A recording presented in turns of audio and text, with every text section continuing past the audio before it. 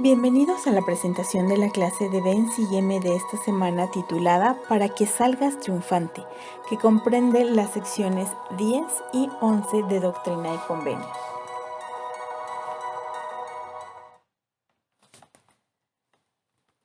A medida que progresaba la traducción del Libro de Mormón, surgió una pregunta de manera natural.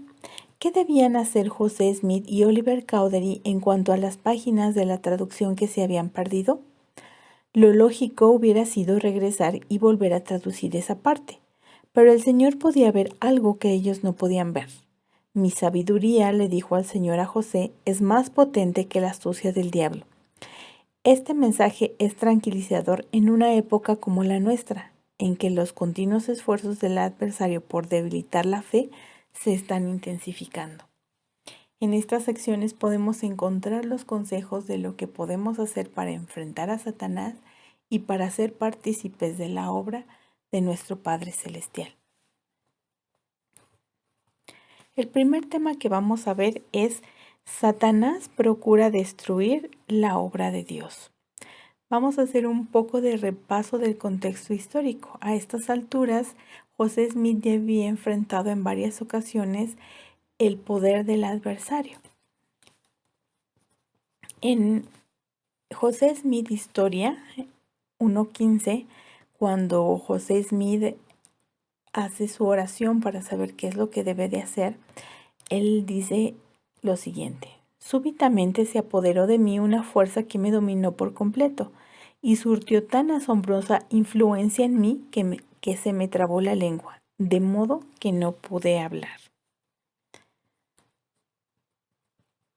Y en el versículo 46 dice, cuando Moroni le quiere entregar las planchas o lo cita para entregarle las planchas, él primero le da una advertencia. Dice, añadió una advertencia diciéndome que Satanás procuraría tentarme a causa de la situación indigente de la familia de mi padre, a que obtuviera las planchas con el fin de hacerme rico.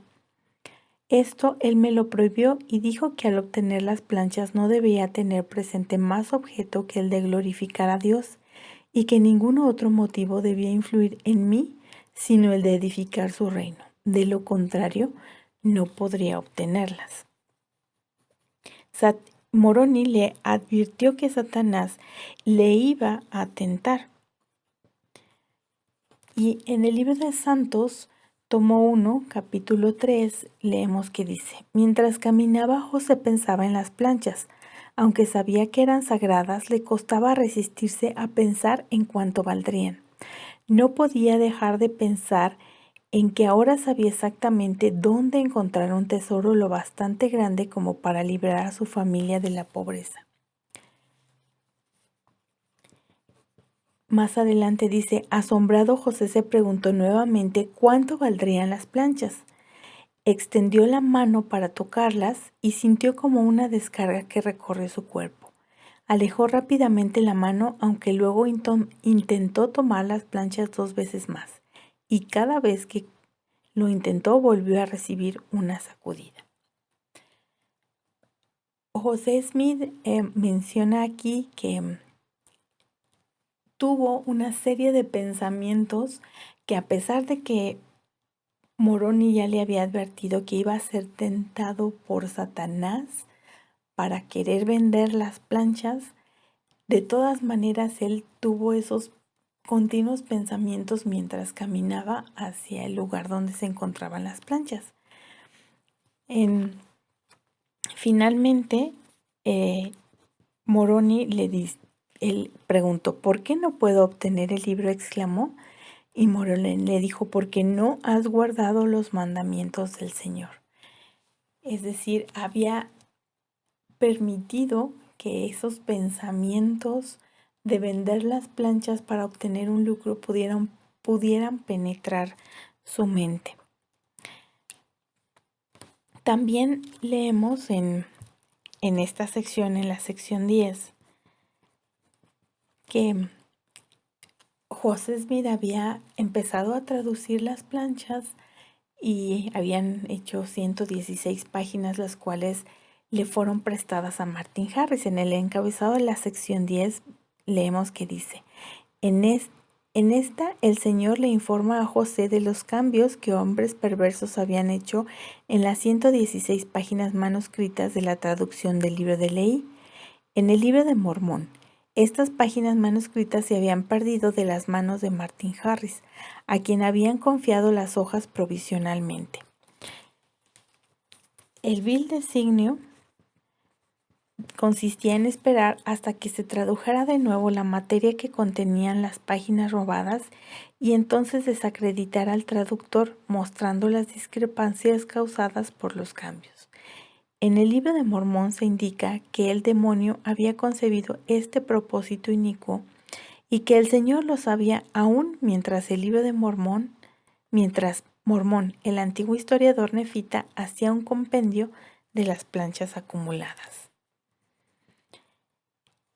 En estas ocasiones vemos cómo es que Satanás había intentado destruir la obra del Señor. Primero, desde que José Smith hizo la oración para preguntar y tuvo la revelación de la primera visión, Satanás intentó frustrar este evento.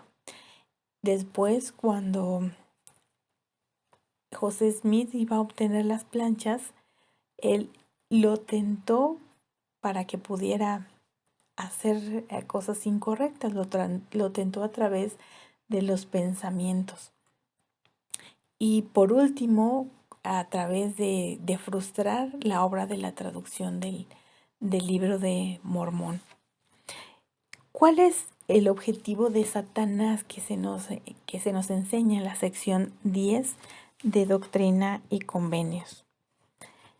En el versículo 27 dice que el objetivo de Satanás es destruir. Dice, y así va y viene acá y allá sobre la tierra, procurando destruir las almas de los hombres. También encontramos que en 2 de Nefi 2:27 dice, pues él busca que todos los hombres sean miserables como él. Un aspecto importante es que cada vez que José Smith nos cuenta acerca de la influencia o de la injerencia del adversario en desarrollar la obra de la restauración, él precisamente tuvo estos pensamientos, sentimientos negativos, y es parte de lo que él dice, que Satanás busca que todos los hombres sean miserables como él. Es decir, que podamos no cumplir con nuestras metas, no hacer lo que se nos dice, de desanimarnos o desalentarnos. Hay diferentes maneras de actuar de Satanás, y estas también se describen en Doctrina y Convenios 10. Entre ellas podemos encontrar que es en el versículo 18 nos habla acerca de la mentira.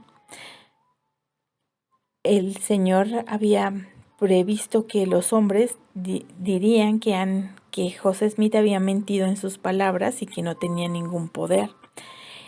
Otra es acometer iniquidad. Dice la sección 10 en el versículo 20 que los incita a la iniquidad contra lo que es bueno. Otra es el engaño. En el versículo 29 dice que Satanás les dice que tú los has engañado. Otra es la lisonja. En el versículo 25 dice que y así los lisonjea y les dice que no es pecado mentir para sorprender a un hombre en la mentira a fin de destruirlo.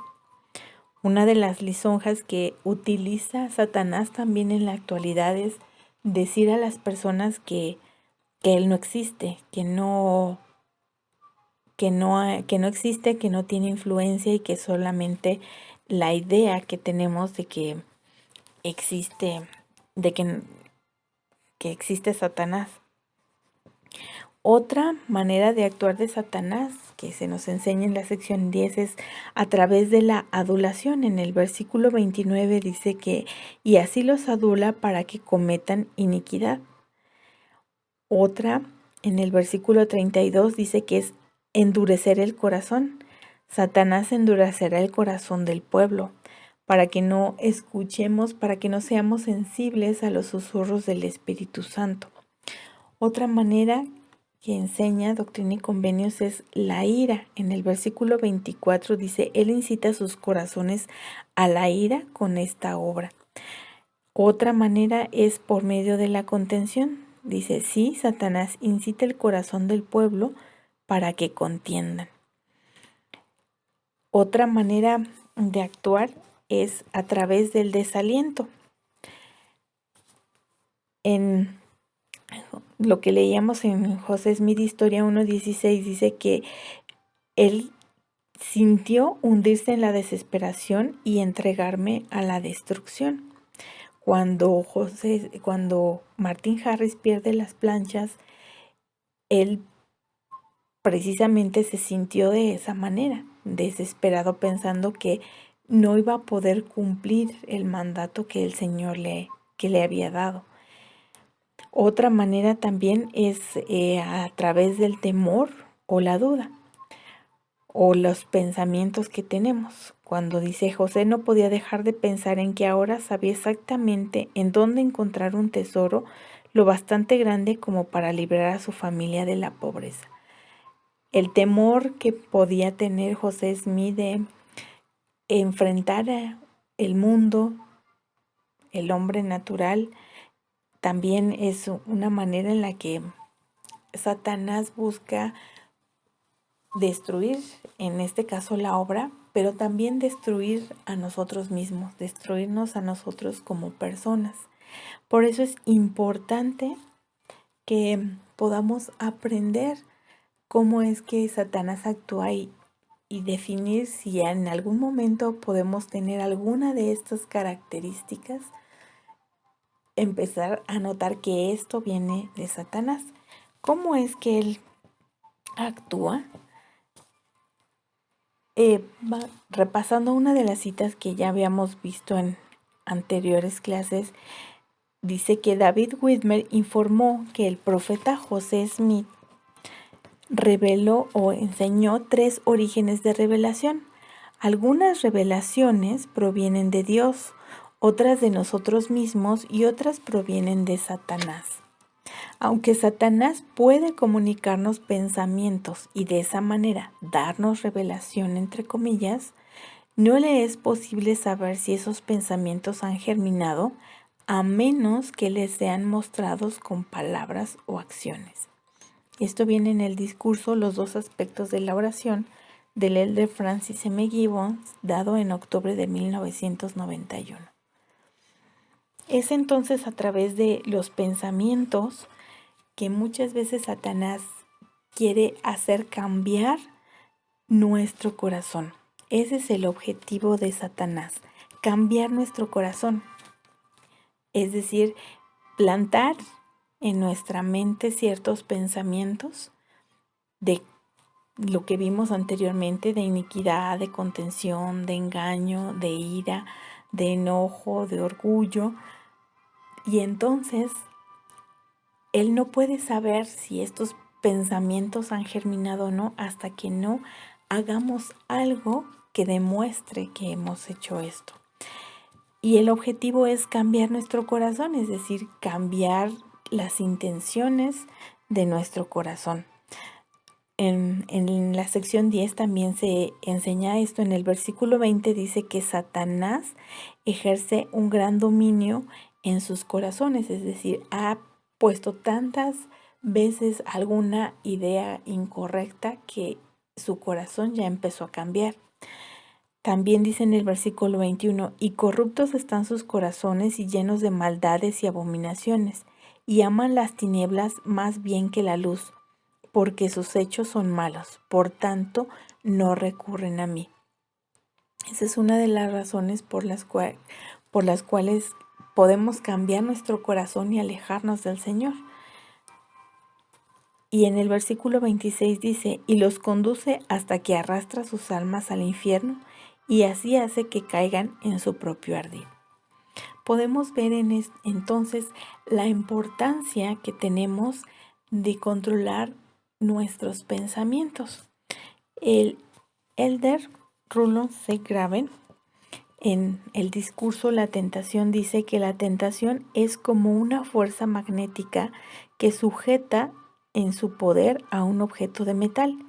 Sin embargo, pierde su fuerza magnética y su poder si nos alejamos de ella.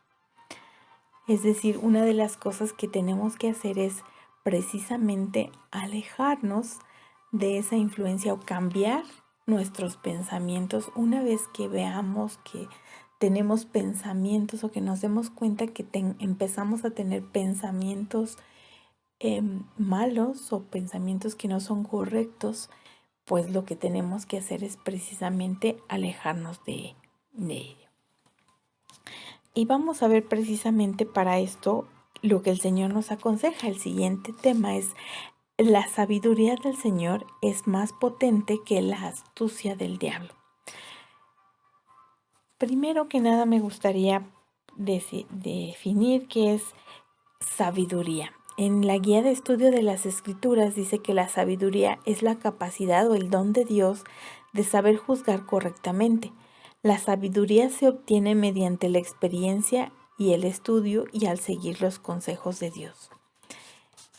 Es decir, el Señor sabe todas las cosas y entonces sabe cómo actuar en el momento correcto para poder cumplir con sus objetivos. En cambio, Satanás dice que actúa con astucia. La astucia, la definición es acción hábil con que se pretende engañar a alguien o a algo. Esa es la manera de trabajar de Satanás. Y en el capítulo 10, el Señor nos da una serie de consejos que podemos aprender para tener sabiduría. En el versículo 4 dice: no corras más aprisa ni trabajes más de lo que tus fuerzas y los medios proporcionados te permitan traducir, mas sé diligente hasta el fin. Es importante reconocer que José Smith, una vez que se arrepintió de haber perdido las planchas, quiso empezar con todo el ánimo, con todo el ímpetu. Y a veces nos puede pasar esto de que una vez que tenemos o empezamos algo con mucho ímpetu, con mucha de intención, y sin embargo no somos diligentes con el paso del tiempo. Queremos correr más a prisa por pensar que podemos llegar antes, pero lo que el Señor nos recomienda es primero ser diligentes, hacer las cosas y terminar las cosas que empezamos. En el versículo 5, otro consejo que nos da es: ora siempre para que salgas triunfante, sí, para que venzas a Satanás y te libres de las manos de los siervos de Satanás que apoyan su obra. Él nos dice que una de las particularidades que tenemos que hacer es recurrir a la oración. Y en el versículo 47 nos dice: y les dije que les sería concedido según su fe en sus oraciones. Está hablando acerca de los profetas que tuvieron la fe para que el libro de Mormón llegara a nuestros días. De manera que uno de los consejos que el Señor también nos da es que podamos tener fe. En el versículo 65 dice: pues he aquí los juntaré como la gallina junta sus polluelos debajo de sus alas, si no endurecen sus corazones. Nos pide el Señor que podamos no endurecer nuestros corazones. Y una parte importante es que el Señor está dispuesto a perdonarnos. A pesar de lo que pasó con José Smith, a pesar de este retraso en la obra, el Señor finalmente lo perdonó. El Señor está dispuesto a perdonarnos siempre y a poder obtener del Señor la guía y la ayuda que necesitamos. No importa si hemos hecho no las cosas bien o perfectas con anterioridad, el Señor está dispuesto a tomarnos entre sus brazos si recurrimos a Él. Y en el versículo 69 dice: a los que son de mi iglesia y perseveran en ella hasta el fin, estableceré sobre mi roca, y las puertas del infierno no prevalecerán en contra de ellos. Finalmente aquí nos dice cuál es el lado que va a resultar ganador en esta batalla. Y somos nosotros quienes decidimos si tomamos un bando o el otro. Él nos dice aquí en este versículo que debemos establecernos sobre la roca. En la guía de estudio de las Escrituras dice que la roca en sentido figurado es Jesucristo y su Evangelio. Es decir, establecernos sobre Jesucristo y su Evangelio, los cuales son un fuerte fundamento de apoyo. El término roca también se emplea para referirse a la revelación, por medio de la cual Dios da a conocer al hombre su Evangelio. Sobre el pilar de Jesucristo y sobre el pilar de la comunicación que podemos tener con Jesucristo y que aprendíamos en la semana pasada, es que podemos establecer un fundamento seguro. Y dice el versículo que las puertas del infierno no prevalecerán en contra de ellos. El siguiente tema que vamos a ver es: si pedimos a Dios, recibiremos. Entre los consejos que el Señor nos da en la sección 10 es el de: ora siempre para que salgas triunfante. Sí, para que venzas a Satanás y te libres de las manos de los siervos de Satanás que apoyan su obra. Me gustaría reflexionar acerca de cómo podemos orar siempre.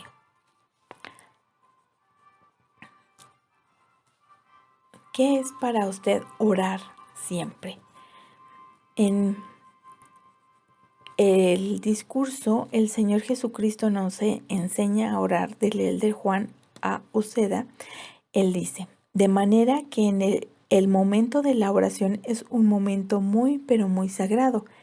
Él no es alguien que dice: no te voy a escuchar ahora porque solo acudes a mí cuando tienes problemas. Solo el hombre hace eso.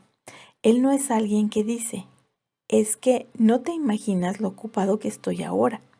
Solo el hombre dice: en el momento mismo en que decimos Padre Celestial, Él oye nuestras oraciones y tiene sensibilidad para con nosotros y nuestras necesidades. Y sus ojos y sus oídos están conectados con ustedes.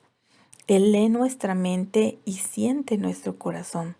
No hay nada que puedan ocultarle. Lo maravilloso es que Él los verá con ojos de amor y misericordia. Amor y misericordia que no podemos comprender plenamente. No obstante, el amor y la misericordia están con Él al momento en que ustedes dicen Padre Celestial. ¿Cómo podemos desarrollar esta habilidad de orar siempre, de mantener una oración en nuestro corazón y una comunicación constante con Él a través de nuestros pensamientos, nuestras actividades diarias? Ese es el reto que el Señor nos pide, que podamos recurrir a Él siempre que podamos y que lo necesitemos. El siguiente tema que vamos a ver es: Dios nos dará su espíritu conforme nos preparemos a su manera. Esta parte es la parte de la sección 11 de Doctrina y Convenios. La sección 11 de Doctrina y Convenios se dio a Hyrum Smith. Es una revelación para Hyrum Smith. ¿Quién fue Hyrum Smith? Es un hermano mayor de José Smith, y dice el contexto de esta sección que es una revelación dada por medio de José Smith el profeta a su hermano Hyrum en Harmony, Pensilvania, en mayo de 1829. Esta revelación se recibió por medio del Urim y Tumim en respuesta a la pregunta y súplica de José.